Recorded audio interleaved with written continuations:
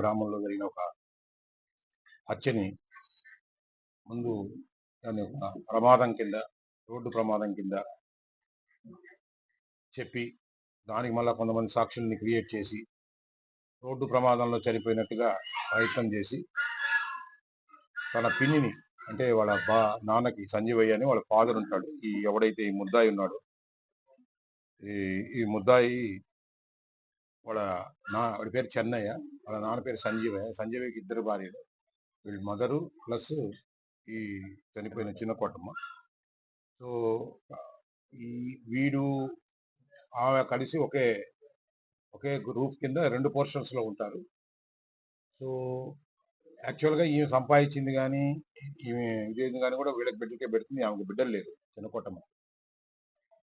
So ఈమెని ఎర్రగొండపాలెంలో gas పథకం కింద డబ్బులు వచ్చినాయి అని చెప్పేసి వాళ్ళ మదర్ని ఈమెని కూడా ఎక్కించుకొని ఇక్కడికి తీసుకొచ్చి 21వ తారీఖు 21/12/24వ తారీఖు సుమారు సాయంత్రం 6 గంటల ప్రాంతంలో ఈ మజా దాగమని చెప్పి, మజా బాటిల్లో యాక్చువల్లీ సైనైడ్ ఉంటుంది. సైనైడ్ని వేసి ఒక పాప ఉండింది పక్కన, పాప అంటే వేరే వాళ్ళ ఫ్రెండ్, ఆమెకి సంబంధం లేదు, వాళ్ళ మదర్కి ఇచ్చి, ఈమె కూడా చిన్న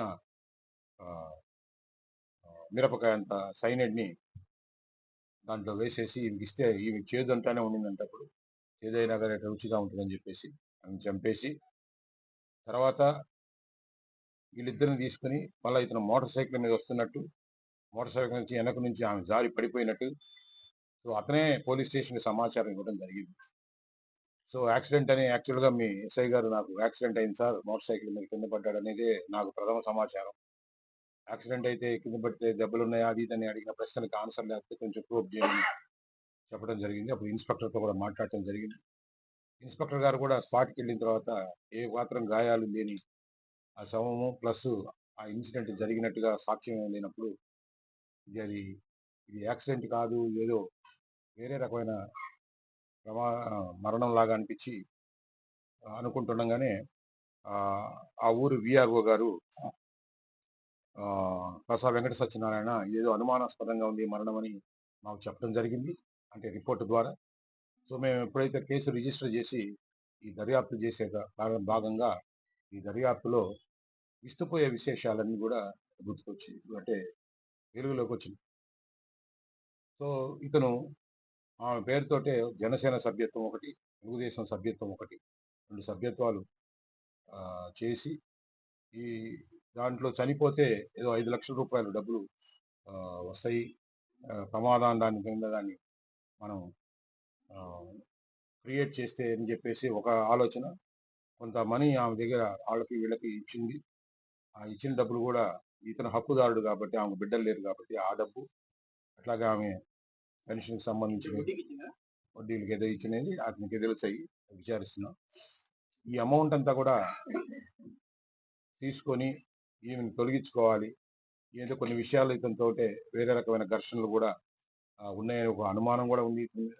ఇవన్నీ వెరసి ఆమెను చంపేయాలనే ఉద్దేశం పెట్టుకొని, ఆ చంపేసిన తర్వాత దాన్ని రోడ్ యాక్సిడెంట్ చిత్రీకరించి ఏదో ఒక రకంగా ఆర్థిక లబ్ధి పొందాలని అతను కోరుకున్నట్టు జరిగింది.